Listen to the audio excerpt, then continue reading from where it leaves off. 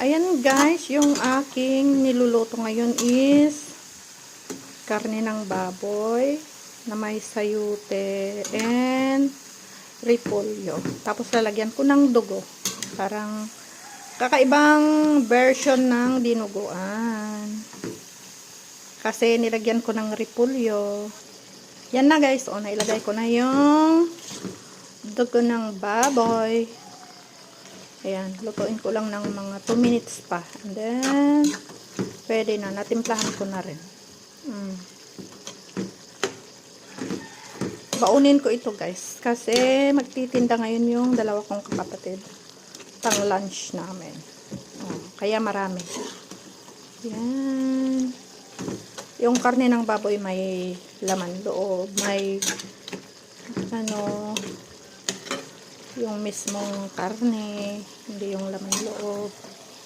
Ayan, bango. My ulam for today, another version of dinuguan, my own version.